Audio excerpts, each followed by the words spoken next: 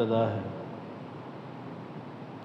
دوسرے پارے کی ابتدا ہے۔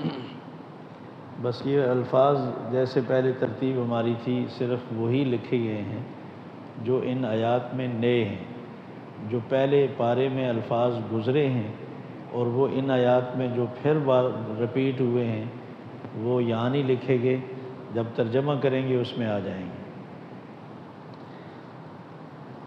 جب قبلہ بدلا نا تو پھر ایک آسمان اٹھا لیا یہود و نصارہ نے، تو اللہ تبارک و تعالیٰ نے فرمایا کہ چند بیوقوف، نادان، نہ سمجھ سفہا آپ پر یہ اعتراض کریں گے، ما ولاہم، کس نے قبلے سے پھیر دیا ان کو، مسجد اقصیٰ سے پھر خانہ کعبہ کی طرف کس نے پھیر دیا؟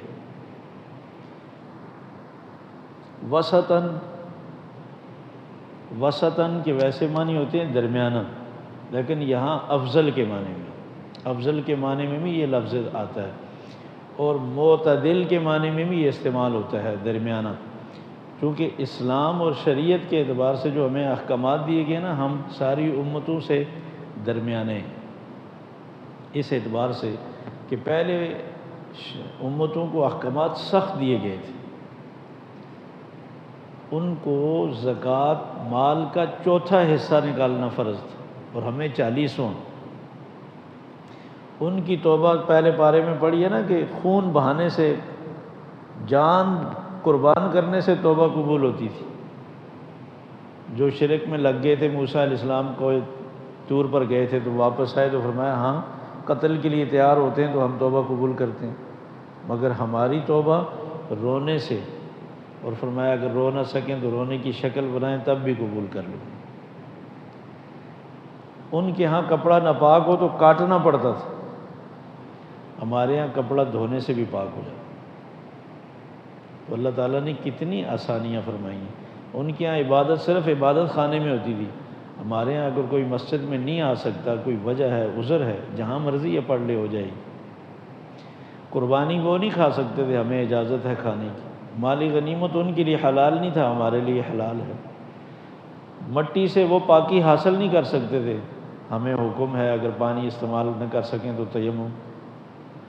یہ اس امت پر اللہ کے احسانات ہیں، یہ اس رب کا جو احسان اور فضل ہے، رسول اکرم صلی اللہ علیہ وسلم کو جو امت دی، اللہ نے اس پر آسانیاں فرمائی۔ شہداء کا معنی شہید کی جمع میں شہداء آتی ہے، اور شہید کا معنی گواہ بھی ہے۔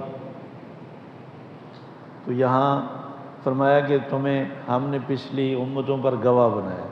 ینقلب، پھر جانا، جیسے ایک آدمی ایسے کھڑا ہے تو پلٹنے کو کہتے ہیں نا کہ وہ الٹے پاؤں پھر گیا، تو یہاں بھی یہی ہے، ینقلب علی عقبیہ، اپنی ایڑیوں پر پھر گئے۔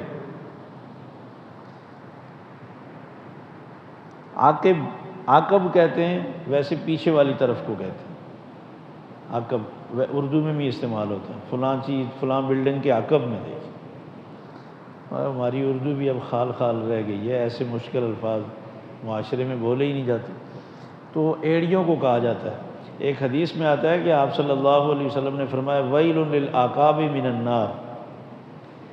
ایک سفر میں کچھ لوگوں کو دیکھا، آپ نے وضو کیا تھا مگر ان کی ایڑیاں خشک تھیں، وضو میں تر نہیں ہوئی تھی، آپ نے فرمایا وضو میں جو ایڑیاں خشک رہ جائیں ان کو جہنم کی سزا دی جائے گی۔ کیا مطلب؟ جب ان کا وضو نہیں ہوگا تو نماز نہیں ہوگی، جب نماز نہیں ہوگی تو پھر حکم کے نہ پورا کرنے کی وجہ سے تو سزا ہوگی۔ لکبیرۃ، بہت بڑی بھاری چیز ہے۔ ایمان والوں کے لیے اللہ کا کوئی حکم بھی ماننا کوئی مشکل نہیں ہے، لیکن جو اللہ سے نہیں ڈرتے، خوف خدا نہیں، آخرت کی فکر نہیں، چھوٹا سا حکم بھی ان کے لیے بھاری ہوتا ہے۔ لیضیع، ضائع کرنے سے۔ فولی، جیسے ما ولا کا معنی کس نے پھیر دیا، تو وہی لفظ ہے فولی، اللہ تعالیٰ نے حکم دیا کہ پھر جائیں شطر المسجد الحرام، مسجد اقصیٰ کے بجائے مسجد حرام یعنی خانہ کعبہ کی طرف، شطر طرف۔ وَلَئِنْ أَتَيْتَ، اگر آپ، لئن کا معنی ہے اگر، اتیتا آپ لے آئیں، بکل آیت، کل کا معنی تو ہم نے پڑھا نا ہر، آیت معنی نشانی، ہر طرح کی نشانیاں بھی آپ پیش کر دیں، سب معجزے دکھا دیں، یہودیوں نے آپ پر ایمان نہیں لانا۔ اذن، اگر یہ چیز ہو تو پھر اذن، پھر اس وقت، اذن کا معنی ہے اس، اور از کا معنی پڑھیں گے وہ وقت یاد کریں گزرا ہوا۔ اذا کا معنی ہوتا ہے جب آ جائے، جب، اذا جاء نصر اللہ، اور اذن، اذن کا معنی ہوتا ہے کہ یہ ہوگا تو پھر اس وقت کیا ہوگا، جیسے فرمایا کہ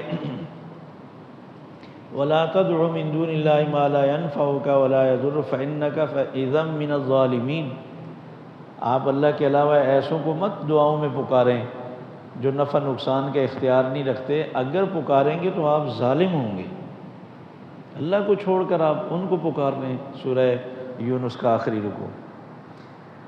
یعرفون، اردو میں بھی کہتے ہیں معرفت، پہچانتے ہیں، جانتے ہیں، ممترین، شک کرنے والے، تو فرمایا کہ یہ اللہ کی طرف سے حکم ہے، آپ شک کرنے والوں میں سے نہ بننا، آپ کو پورا کامل یقین ہونا چاہیے کہ یہ رب کا حکم ہے، ہمیں بڑے شرح صدر اور اطمینان کے ساتھ ساری زندگی اسی پہ عمل کرنا۔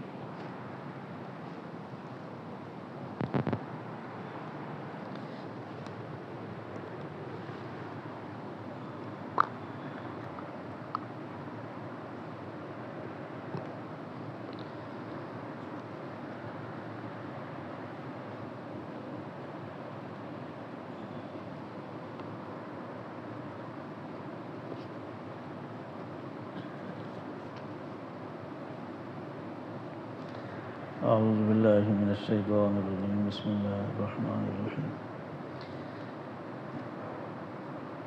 یہ سب سے پہلے جو یہ جو آیت شروع ہوتی ہے اس کا عنوان ہے شبہ، اعتراض، جس کو اللہ تبارک و تعالیٰ فرما رہے ہیں سیقول، قال یقول کا معنی ہوتا ہے نا کہنا، قال کا معنی ہوتا ہے پہلے کہا، اور یقول جو آئندہ کہیں گے۔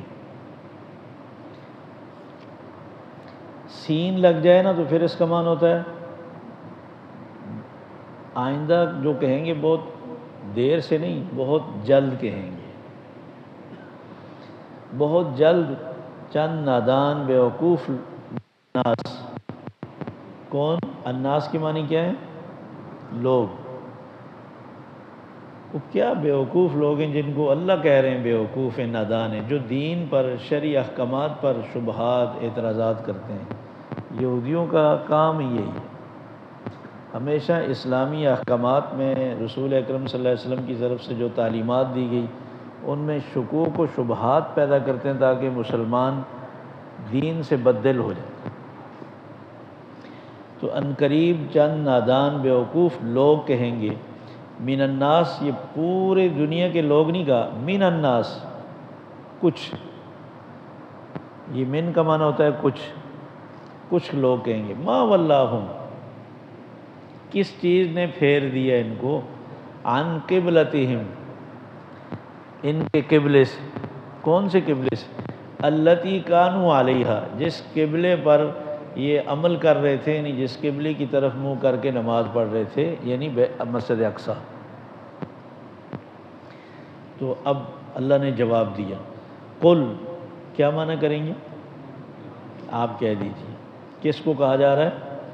رسول اکرم صلی اللہ علیہ وسلم سے، للہ المشرق والمغرب، مشرق بھی اللہ کی ہے، مغرب بھی اللہ کی۔ یہ خاص طور پر مشرق، ایک معنی اس کا یہ ہے، مشرق ہو، مغرب ہو، شمال ہو، جنوب ہو، ہر سمت اللہ کی ہے۔ اللہ جس طرف ہمیں حکم دے گا ہم ادھر ہی مڑ جائیں گے، ہم اللہ کے بندے ہیں، اللہ کی بندگی کرنا چاہتے ہیں، اس کو راضی کرنے کے لیے، تو وہ جیسے ہمیں حکم دے گا، ہمارے سامنے اس کے حکم کی اہمیت۔ بعض لوگ یہ بھی اعتراض کرتے ہیں کہ مسلمان تو بتوں کو کہتے ہیں حرام ہے، پتھر کو پوجنا صحیح نہیں، خود بیت اللہ کو پوج رہے ہیں۔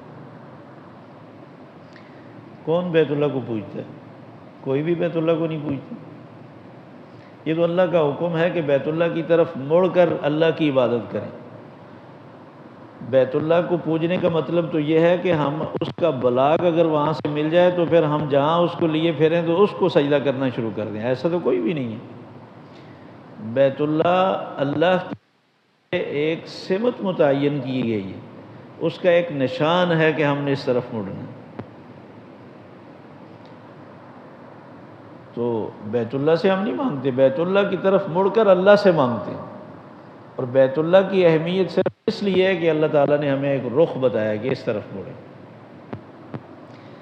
اور باقی اللہ تبارک و تعالیٰ نے اس کی ایک شان رکھی ہے، مقام رکھا ہے۔ حضرت عمر رضی اللہ تعالیٰ نے حجر اسود کے سامنے کھڑے ہو کر کہا تھا نا کہ لوگ مجھے دیکھ رہے ہیں، اب یہ جو غیر مسلم ابھی شرک سے توبہ کر کے مسلمان ہوئے ہیں تو یہ کہیں گے کہ ہمیں منع کرتے ہیں بتوں سے اور خود بھی پوج رہے ہیں۔ حجر اسود سے کہا کہ میں سمجھتا ہوں کہ تو ایک پتھر ہے، تیرے اندر نہ کوئی نفع نقصان کی کوئی صلاحیت نہیں۔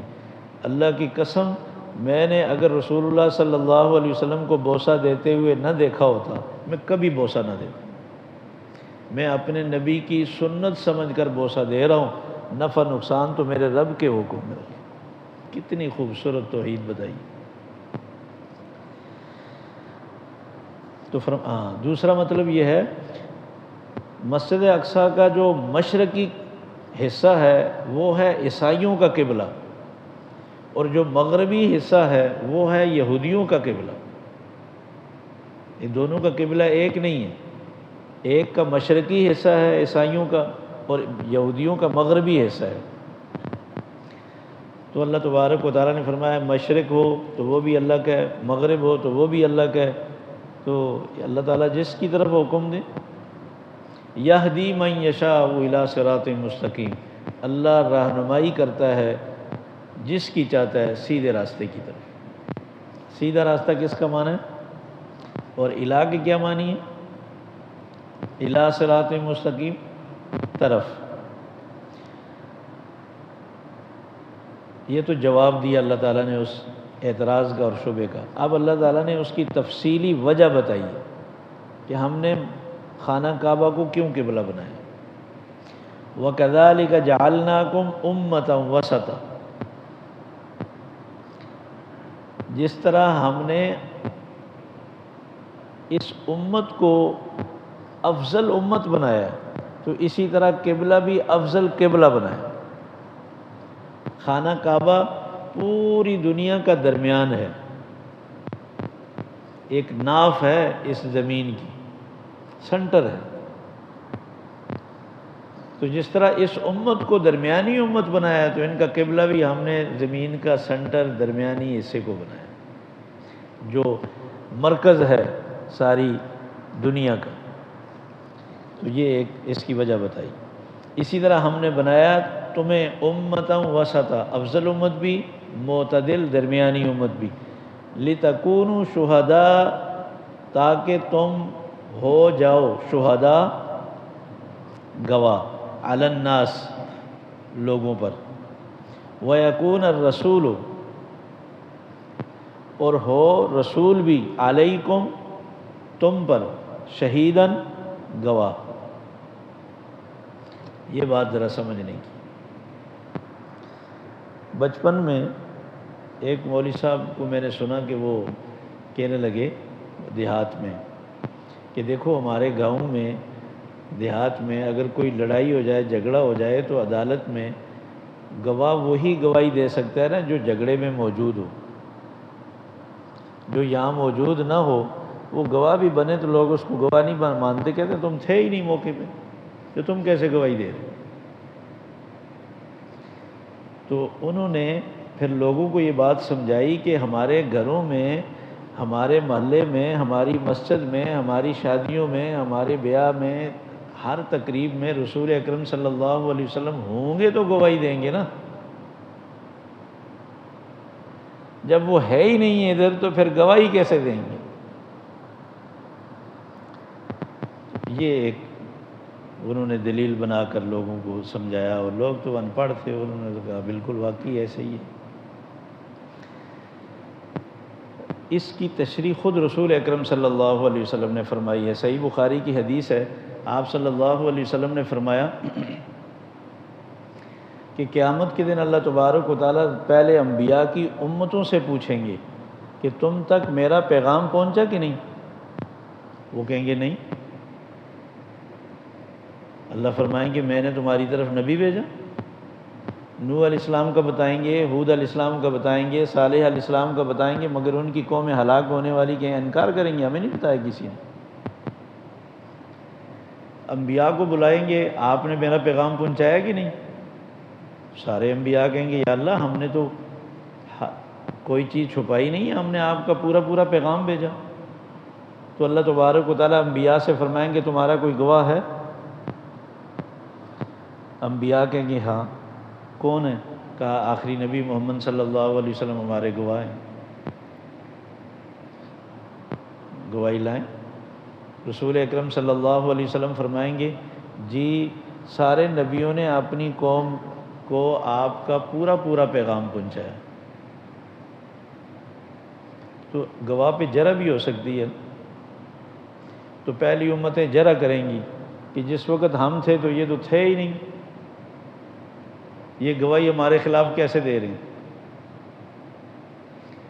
رسول اکرم صلی اللہ علیہ وسلم پہ جب وہ جرح کریں گے تو رسول اکرم صلی اللہ علیہ وسلم اس کا جواب دیں گے کہ یا اللہ آپ سچے، آپ کی کتاب سچی، آپ نے جو مجھ پر کتاب نازل کی ہے اس کتاب میں آپ نے جگہ جگہ فرمایا کہ نوح علیہ السلام نے اپنی امت کو میرا پورا پورا پیغام پہنچایا مگر قوم نے انکار کیا۔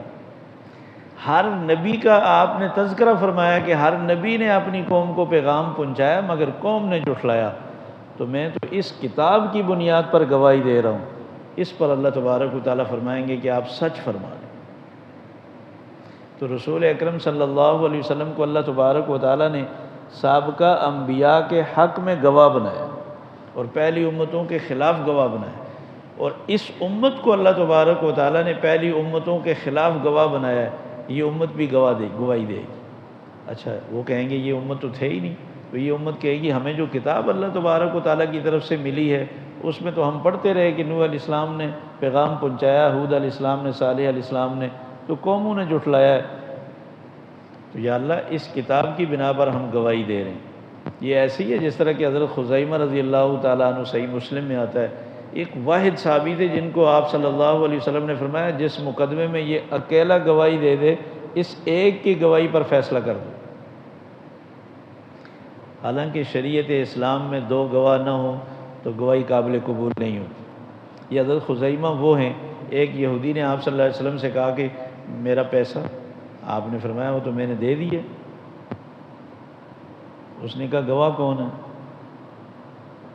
اب گواہ تو کوئی نہیں تھا، پیسے جب دیے تھے گواہ کوئی نہیں تھا۔ آج حضرت خزیمہ رسول اکرم صلی اللہ علیہ وسلم کے ساتھ تھے، تو حضرت خزیمہ نے کہا میں گواہ ہوں۔ رسول اکرم صلی اللہ علیہ وسلم نے ان کو مڑ کر دیکھا، خزیمہ تم تو تھے ہی نہیں۔ حضرت خزیمہ نے کہا یا رسول اللہ جب آپ کے کہنے پر ہم نے جنت تسلیم کر لی، آپ کے کہنے پر ہم نے جہنم مان لی، آپ کے کہنے پر ہم نے رب کو مان لیا، آپ کے کہنے پر ہم نے ہر چیز مان لی، غیب پر ہم ایمان لے آئے، ہمیں اپنی آنکھوں سے بھی زیادہ آپ کی بات پر یقین ہے۔ جب آپ اپنی زبان مبارک سے کہہ رہے ہیں کہ میں نے دے دیا، میں اس یقین اور اس ایمان کی بنیاد پر گواہی دے رہا ہوں۔ رسول اکرم صلی اللہ علیہ وسلم نے فرمایا واہ خزیمہ، آئندہ تمہاری گواہی دو آدمیوں کے برابر شمار ہو۔ تو یہ ہے سچائی پر کسی کو گواہی اگر دینی پڑے وہ دے سکتا ہے، یہ گواہی کے الگ مسائل بھی ہیں۔ تو یہاں یہ مطلب ہے، فرمایا یہ جو ہم کلمے میں کہتے ہیں اشہد ان لا الہ الا اللہ، میں گواہی دیتا ہوں کہ اللہ ایک ہے، اللہ کو دیکھے، وَأَشْهَدُ أَنَّ مُحَمَّدَ رسول اللہ، میں گواہی دیتا ہوں کہ محمد صلی اللہ علیہ وسلم اللہ کے رسول ہیں۔ محمد صلی اللہ علیہ وسلم کو ہم نے دیکھا ہے، گواہی تو دے رہے ہیں۔ تو گواہ کے لیے ہمیشہ ضروری نہیں کہ موجود ہو۔ سورہ حج کے آخر میں بھی یہی آیت انہی الفاظ کے ساتھ آتی ہے، فرمایا کہ ہم نے آپ کو بھی معتدل امت بنایا تاکہ آپ گواہ بنیں، تم ساری امت گواہ بنو علی الناس پچھلے گزرے ہوئے لوگوں پر، ویکون الرسول اور رسول گواہ بنے علیکم تم پر۔ سورہ نساء میں بھی ایک جگہ آتا ہے کہ ہر امت سے ایک گواہ بلایا جائے گا، یعنی ایک نبی کو بلایا جائے گا کہ تم نے جب پیغام پیش کیے تو قوم نے کیا سلوک کیا، نبی وہ گواہی دیں گے۔ وما جعلنا القبلہ، یہاں اللہ تبارک و تعالیٰ اب جو قبلے کو بدلا ہے نا، اس کا ایک نقطہ بتا رہے ہیں کہ ہمارا مقصد کیا تھا۔ تو وہ نقطہ یہ ہے کہ اللہ تبارک و تعالیٰ فرما رہے ہیں کہ ہم امتحان لے رہے تھے کہ کون کون لوگ اپنی مرضی پہ چل رہے ہیں اور کون کون لوگ نبی کے اشارے پہ چل رہے ہیں۔ جو اپنی من کا فیصلہ کریں گے، مرضی کا فیصلہ کریں گے، وہ تو اڑے رہیں گے، اور جو نبی کے اشارے کے منتظر ہیں وہ نہیں دیکھیں گے کہ کون سا قبلہ افضل ہے، نبی نے جس طرف اشارہ کیا وہ اسی طرف مڑ جائیں گے۔ اور ایسا ہی ہوا، مسجد قبلتین میں 2 رکعت نماز مسجد اقصی کی طرف مڑ کر پڑی تھی، تو اشارہ ہوا نبی صلی اللہ علیہ وسلم کی طرف سے، تو باقی 2 رکعات میں وہ خانہ کعبہ کی طرف مڑ گئی، کوئی دلیل نہیں مانگی۔ یہی امتحان مقصد تھا، اور ہمیں بھی ایسا ہی ہونا چاہیے۔ رسول اکرم صلی اللہ علیہ وسلم کی صحیح حدیث، صحیح فرمان سننے کے بعد ہمیں بالکل اپنے آپ کو بدل لینا چاہیے، اپنی انا پر ڈٹے رہنا پھر یہ ظلم۔ فرمایا وما جعلنا، کیا معنی کریں گے؟ اور نہیں بنایا ہم نے القبلہ، قبلے کو، کون سا؟ التی کنت علیہا، وہ جس پر آپ نمازیں پڑھ رہے تھے، جس قبلے کی طرف مڑ کر، مسجد اقصی، نہیں بنایا اس کو الا، مگر کس لیے؟ لنعلم، تاکہ ہم جانیں، یعنی ہم ظاہر کر دیں، کھول دیں اس بات کو، من یتبع الرسول، من یتبع الرسول، کہ کون پیروی کرتا ہے رسول کی بات کی، ممن ینقلب، اور کون پھرتا ہے اپنی ایڑیوں پر، کہ رسول کا حکم نہ مانے اور وہ واپس مڑ جائے کہ میں نہیں مانتا۔ وَإِن كَانَتْ لَكَبِيرَةً، وَإِن كَانَتْ لَكَبِيرَةً، اور یہ بات بڑی بھاری ہے، یہ مذہبی طور پر اپنے آپ کو بدلنا، اپنی اصلاح کرنا، اور اپنی عادت اور اپنا عقیدہ اور نظریہ بدلنا چھوڑ دینا، یہ بہت مشکل کام ہے، مگر مگر علی الذین ھدی اللہ، مگر جن لوگوں کو اللہ نے ہدایت دی ہے ان کے لیے کوئی مشکل نہیں۔ جن لوگوں کو اللہ تبارک و تعالیٰ نے ایمان دیا ہو، دین کی سمجھ اور فہم عطا کر دیں، ان کے لیے کوئی مشکل نہیں۔ پھر وہ اپنا کاروبار بھی بدلیں گے، اپنے اخلاق بھی بدلیں گے، اپنے معاملات بھی بدلیں گے، وہ اپنی بڑے سے بڑا نقصان بھی برداشت کریں گے۔ اچھا، اب مسلمانوں کو ایک شبہ ہوا، 16 مہینے کا عرصہ گزرا مسجد اقصی کی طرف نمازیں پڑھتے ہوئے، تو ان 16 مہینوں میں جو مسلمان اسی دوران فوت ہوئے، تو انہوں نے نمازیں جو ادھر پڑھی مسجد اقصی کی طرف منہ کر کے، اب سوال یہ پیدا ہونے لگا کہ ان کی طرف سے سوال آیا کہ اچھا پھر تمہارے جو لوگ مر گئے ان کی نمازیں نہیں ہوئی؟ اب مسلمانوں کو بھی شک پڑ گیا کہ ان کی نمازوں کا کیا ہوگا؟ تو اللہ تبارک و تعالیٰ نے فرمایا وَمَا كَانَ اللَّهُ لِيُضِيعَ إِيمَانَكُمْ، ما کان اللہ، نہیں ہے اللہ ضائع کرنے والا، ایمانکم، تمہارا ایمان، تمہاری نماز، تم نے جو بھی اس قبلے کو مان کر جو عبادت کی ہے اللہ اس کو ضائع نہیں کرے گا۔ تو حکم اس طرف تھا جس طرف جو لوگوں نے نمازیں پڑھی ہیں، اب حکم بدلا ہے تو آج کے بعد جو پڑھے گا تو اس کی قبول نہیں ہوگی۔ ان اللہ بالناس لرؤوف الرحیم، ان اللہ، یقیناً اللہ، بالناس، لوگوں پر، لرؤوف، بہت مہربان ہے، رحیم، بہت رحم دل، رحم کرنے والا ہے۔ یہ کیسے ہو سکتا ہے کہ اللہ تبارک و تعالیٰ ان کی محنت کو، ان کی نمازوں کو، ان کی عبادت کو قبول نہ کریں اور ضائع کر دیں۔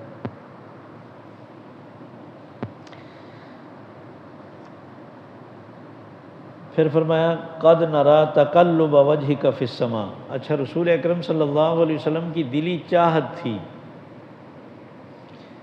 کہ ہمیں خانہ کعبہ قبلہ بنا دیا جائے ہمارے لیے، چونکہ ابراہیم علیہ السلام نے تعمیر کیا تھا اور رسول اکرم صلی اللہ علیہ وسلم خود بھی مکہ کے رہنے والے تھے اور ابراہیم علیہ السلام سے ایک والہانہ محبت بھی تھی۔ تو نماز کے دوران بار بار کبھی انتظار کی حالت میں آپ آسمان کی طرف مڑ کر دیکھتے تھے کہ کب جبرائیل آ رہے ہیں۔ تو اللہ تبارک و تعالیٰ نے اس پیار سے وہ تذکرہ فرمایا کہ ہم نے بار بار آپ کا چہرہ آسمانوں کی طرف اٹھا کے دیکھ لیا، ہم سمجھتے ہیں آپ کو جو قبلہ پسند ہے ہم نے اس کو قبلہ بنا دیا، آج کے بعد اسی کی طرف منہ کر کے نماز پڑھا کریں۔ قد نرا، ہم نے دیکھ لیا، تقلب وجہک فی السماء، آپ کے چہرے کا بار بار اٹھنا آسمانوں کی طرف۔ فَلَنُوَلِّيَنَّكَ، ہم آپ کو حکم دیتے ہیں پھرنے کا، قبلتاً، اس قبلے کی طرف، ترضاہا، راضی ہونے سے ہے نا، جس قبلے پر آپ راضی اور خوش ہیں ہم آپ کو اس طرف منہ کر کے نماز پڑھنے کا حکم دے رہے ہیں۔ فَوَلِّ وَجْهَكَ، فَوَلِّ، پھیر لیں، وجہ کا، اپنے چہرے کو، شطر المسجد الحرام، مسجد حرام کی طرف، وَحَيْثُ مَا كُنْتُمْ، وحیث بھی پہلے گزرا ہے، جہاں بھی ہوں، کنتم آپ ہوں، فولو، اب یہ امت کو حکم دیا، جہاں بھی تم سب ہوں، فولو وجوہکم، پھیر لو، وجوہکم، اپنے چہرے، شطرہ، اسی مسجد حرام کی طرف۔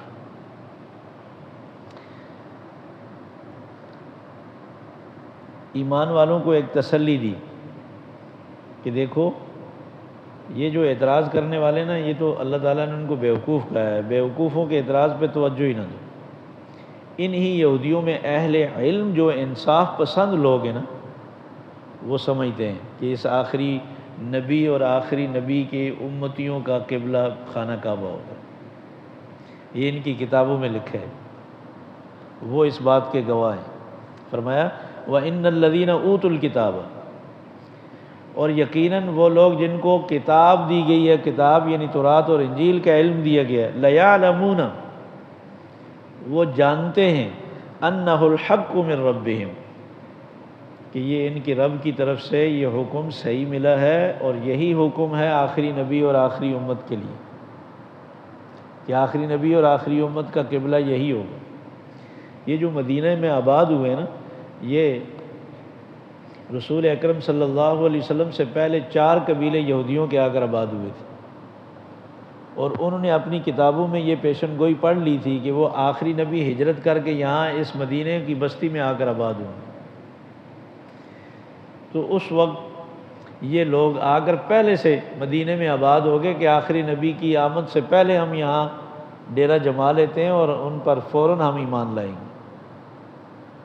اور جب وہ آئے تو سب سے پہلے دشمن یہی بن گئے۔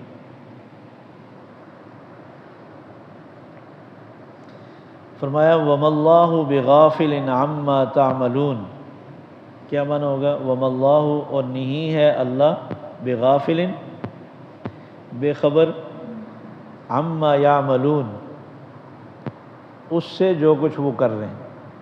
یہ جو بیوقوف اعتراض کر رہے ہیں، تنقید کر رہے ہیں، ان کی ان حرکتوں سے اللہ غافل، بے خبر نہیں ہے۔ وَلَئِنْ أَتَيْتَ، رسول اکرم صلی اللہ علیہ وسلم کا خیال تھا کہ میں ان کو دلائل دوں تاکہ یہ اعتراضات بند کریں، لوگوں کو شکوک و شبہات میں نہ ڈالیں۔ اللہ تعالیٰ نے فرمایا یہ سمجھنے کے لیے اعتراض نہیں کر رہے۔ وَلَئِنْ أَتَيْتَ، اگر آپ لے آئیں، الذین اوتوا الکتاب، یہ ان اہل کتاب یہود و نصارہ کے پاس بکل آیت، ہر طرح کی دلیل اور نشانی، ما تبعوا قبلتک، یہ کبھی بھی آپ کے قبلے کی پیروی نہیں کریں گے، انہوں نے نہیں ماننا۔ وما انت بتابع قبلتہم، اور آپ نے بھی کبھی ان کے قبلے کی پیروی نہیں کرنی، اس لیے کہ اللہ کا حکم ہی نہیں ہے، تو پھر اس کوشش میں کیوں لگے ہوئے؟ جب انہوں نے ضد کی وجہ سے اعتراضات کرنے تو آپ مت دلائل دیں۔ وما انت، اور نہیں ہے آپ بتابع، پیروی کرنے والے، قبلتہم، ان کے قبلے کی۔ اور فرمایا کہ یہ تو مسلمانوں پہ اعتراض کر رہے ہیں، خود اپنے گریبان میں نہیں دے جنگ کے کہ عیسائی ان کے قبلے کو نہیں مانتے اور یہ یہودی عیسائیوں کے قبلے کو ماننے کے لیے تیار نہیں۔ یہ خود بھی تو مسجد اقصیٰ کو مانتے ہوئے بھی تو ایک مشرقی کنارے کو قبلہ مان رہا ہے، دوسرا مغربی کنارے کو قبلہ مان رہا ہے، تو مسلمانوں کو کیوں مجبور کر رہے ہیں کہ تم مسجد اقصیٰ کی طرف مڑو؟ ہر آدمی کے لیے جو سمت اختیار ہوئے اس پہ عبادت کرے۔ وما بعضهم بتابع قبلۃ بعض، ان کے بعض بھی بعض کے قبلے کی سمت کی پیروی کرنے والے نہیں ہیں۔ اچھا، اب رسول اکرم صلی اللہ علیہ وسلم کو اللہ تبارک و تعالیٰ نے اتنی وضاحت کے بعد اب تنبیہ فرمائی۔ وَلَئِنِ اتَّبَعْتَ، پہلے تھا نا وَلَئِن، اور اگر، اتیت آپ لے آئیں، اب فرمایا وَلَئِن، اور اگر، اتبعت آپ پیروی کر لیں، مان لیں، اہواءہم، ان کی رائے، ان کی بات، ان کی خواہش، من بعد ما جاءک من العلم، اس کے بعد کہ آپ کے پاس اللہ کی طرف سے علم آ چکا ہے، کتاب میں اللہ تبارک و تعالیٰ نے وضاحت کر دی ہے، اس حکم کے آنے کے بعد بھی اگر آپ ان کی بات مانیں گے، انکا، کیا منع کریں گے؟ بے شک آپ، اذن، اگر آپ ان کی بات مانیں گے تو پھر اذن، تو اس وقت، اس صورت میں پھر کیا ہوگا؟ لمن الظالمین، تو اوروں کی بات چھوڑیں، آپ بھی پھر ظالم اور ناانصاف ہوں گے۔ سبحان اللہ، اللہ تبارک و تعالیٰ کی طرف سے کیسی تنبیہات، اور ہمارے تو سارے فیصلے ہی ان کے بغیر تو کچھ ہو ہی نہیں سکتے۔ کچن بھی ہم ان کی مرضی کے بناتے ہیں، شادیاں بھی ہماری انہی کی خواہشات، انہی کی مرضی، لباس بھی انہی کی مرضی، ہم نے تو پوری زندگی ڈال دی ہے ان پر۔ یہ صحیح بخاری کی حدیث ہے، رسول اکرم صلی اللہ علیہ وسلم نے فرمایا ایک وقت ایسا آ جائے گا، میری امت یہود و نصارہ کے ایسے شانہ بشانہ چلنے میں فخر محسوس کرے گی جس طرح برابر ہو جائیں گے جیسے یہ دو ہاتھ آپس میں برابر ہیں، اور جیسے دو جوتے آپس میں برابر ہوتے ہیں، یہ الفاظ ہیں، بالکل برابر چلنے کی کوشش کریں گے، ہر کام میں، ہر چیز میں۔ ہر آدمی اپنی زندگی پہ غور کرے، میری زندگی میں رسول اللہ صلی اللہ علیہ وسلم کے طریقے زیادہ ہیں یا غیروں کے طریقے زیادہ ہیں؟ میرا لباس، میرے فیصلے، میری خوشی غمی، میری ترجیحات، ہم اپنا جائزہ لیں، دوسروں کا جائزہ لینے کا کوئی فائدہ نہیں، اپنا جائزہ لیں، دوسروں کے لیے دعائیں ہیں، اللہ سب کو توفیق دے۔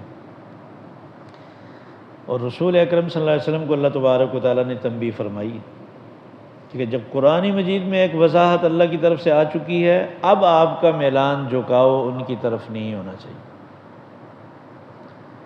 اگر آپ میں کوئی چیز تھی بھی نا، آپ کی خواہش ہمیشہ یہ ہوتی تھی کہ لوگ اسلام میں آ جائیں، کسی معاملے میں نرمی کرنے سے اگر کوئی اسلام میں آتا تو میں حاضر ہوں۔ عبداللہ ابن ابی کی نماز جنازہ بھی اسی خیال سے آپ نے پڑھائی، مکہ کے سرداروں کی یہ شرط بھی آپ نے اسی خیال سے مانی کہ ٹھیک ہے، غریب مسلمان اس میٹنگ مجلس میں نہیں بیٹھیں گے جب تم بیٹھو گے۔ بیٹھو تو صحیح، ایک دفعہ سنو تو صحیح اللہ کی کتاب، مگر ایک دم اللہ تبارک و تعالیٰ کی طرف سے حکم آ گیا وَلَا تَطْرُدِ الَّذِينَ يَدْعُونَ رَبَّهُمْ، مت آپ اٹھائیں اپنی مجلس سے ان لوگوں کو جو صبح و شام صرف اپنے رب کو پکارتے ہیں۔ آپ نے ان کا حساب نہیں دینا، انہوں نے آپ کا حساب نہیں دینا، اگر آپ نے اٹھایا تو آپ ظالم ہو۔ سورہ انعام۔ آپ کا مقصد کیا تھا؟ آپ کا مقصد تو یہ تھا کہ یہ اسلام میں آ جائیں، لیکن اللہ تبارک و تعالیٰ نے فرمایا نہیں۔ حضرت عبداللہ ابن مکتوم آگے مجلس میں وہ نابینا تھے سوال پوچھنے کے لیے، تو آپ صلی اللہ علیہ وسلم سے صرف دل میں محسوس کیا کہ ابھی کیا ضرورت تھی، یہ انہوں نے پہلے شرط رکھی تھی کہ کوئی ایسا آدمی نہ آئے، تو اللہ تعالیٰ نے سورت نازل کر دی عبس وتولی ان جاءہ الاعمی، اس پر آپ ناراض ہوئے کہ ایک نابینا آپ کے پاس آیا، وما یدریک لعلہ یزکیٰ، اور آپ کو نہیں معلوم وہ آپ سے مسئلہ پوچھ کر وہ اپنے آپ کی پاکی کرے گا، اپنے آپ کو سنوارے گا۔ اور جو لوگ آپ کے دین میں آنا ہی نہیں چاہتے آپ ان کی طرف اتنے متوجہ ہیں، آپ ان کو اتنی توجہ دے رہے ہیں، اور جو دین پہ چلنا چاہتے ہیں آپ ان کی طرف توجہ کم دے رہے ہیں۔ یہ دیکھیں، حالانکہ رسول اکرم صلی اللہ علیہ وسلم کا مقصد یہ تھا کہ یہ اسلام میں آ جائے، لیکن کیسی تنبیہ کی اللہ تعالیٰ نے۔ تو یہاں بھی فرمایا الذین آتیناہم الکتاب، باقی جہاں تک بات رہی ان کو منوانے کی، سمجھانے کی، اب اللہ نے گواہی دی ہے ان کے اندر کی۔ الذین آتیناہم الکتاب، وہ لوگ جن کو ہم نے کتاب دی ہے، یہود و نصارہ کے اہل علم، یعرفونہ، وہ اس قبلے کو جانتے ہیں، کما یعرفون ابناءہم، جیسے کہ وہ اپنی اولاد کو جانتے ہیں۔ وہ اس قبلے سے اتنے واقف ہیں، ان کی کتابوں میں صاف لکھا ہوا ہے آخری نبی کا اور آخری امت کا قبلہ خانہ کعبہ ہوگا، پھر ان کو دلائل دینے کی کیا ضرورت ہے؟ اگر انہیں ماننا ہوتا آپ کے کہے بغیر بھی وہ مان لیتے، اور آپ خانہ کعبہ سے ہٹیں گے تب ان کا اعتراض ہوگا کہ آخری نبی تو وہ ہے جس کا قبلہ خانہ کعبہ ہوگا، آپ کیوں ہٹے؟ لیکن فرمایا وَإِنَّ فَرِيقًا مِّنْهُمْ، فریق تو اردو میں بھی کہتے ہیں نا، وَإِنَّ فَرِيقًا مِّنْهُمْ، اور انہی میں سے ایک فریق ایسا ہے لَيَكْتُمُونَ الْحَقَّ، کتمان سے ہے، حق بات کو چھپاتے ہیں، حق بات کو چھپاتے ہیں، وَهُمْ يَعْلَمُونَ، حالانکہ وہ جانتے ہیں کہ ہم چوری کر رہے ہیں، ہم خیانت کر رہے ہیں، اللہ نے ہماری کتابوں میں جو وضاحت کی ہے ہم اس کو کھول کر نہیں بتاتے۔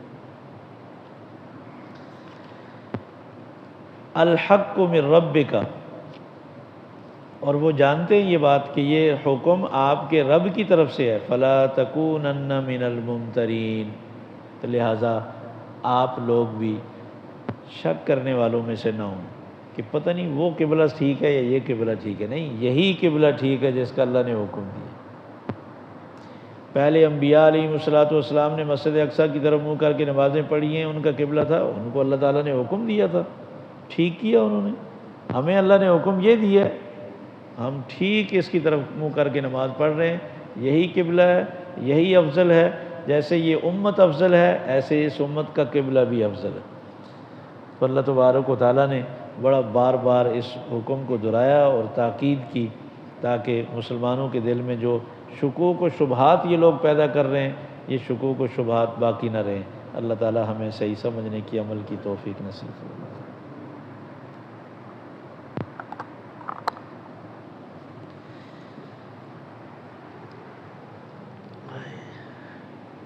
ربنا آتنا فی الدنیا حسنۃ وفی الآخرۃ حسنۃ وقنا عذاب النار۔ یا اللہ ہمارا بیٹھنا، بولنا، سننا صرف اور صرف آپ کی رضا کے لیے، یا اللہ تو اپنی بارگاہ میں اسے قبول فرما لے۔ یا اللہ تو ہماری مغفرت اور نجات کا ذریعہ بنا۔ یا اللہ ہم اپنے لحاظ سے کوشش کر رہے ہیں، یا اللہ تو اس عمر میں ہمارے لیے شرح صدر فرما، اپنے یا اللہ علم کے خزان دروازے ہمارے لیے کھول دے۔ یا اللہ یہ بھی تیرا فضل اور احسان ہے کہ اس عمر میں بھی آپ نے ہمیں سیکھنے کا شوق اور جذبہ نصیب فرمایا۔ یا اللہ یہ تیری بخشش اور عطا ہے، تو جس کو نصیب کر دے۔ یا اللہ تو ہمیں دین کی پوری سمجھ عطا فرما، دین کی فہم اور روشنی نصیب فرما۔ یا اللہ اس کو صحیح سمجھنے کی، عمل کی، قدر کی توفیق نصیب فرما۔ یا اللہ اس دین کو پوری دنیا میں پھیلانے کی توفیق نصیب فرما، ہماری بھی ہدایت کا فیصلہ فرما اور ہمیں دوسروں کی ہدایت کا ذریعہ بنا۔ یا اللہ پورے عالم میں اسلام کا بول بالا فرما، اسلام کو غالب فرما۔